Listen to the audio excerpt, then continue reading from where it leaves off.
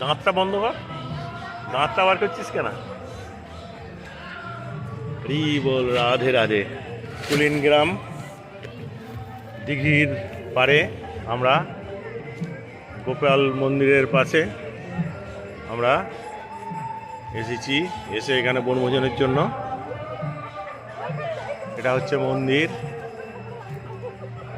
এখানে হচ্ছে দিঘির পারে আমরা বসে আছি। এটা হচ্ছে দিঘি, এটা হচ্ছে দিঘির পারে আম গাছ।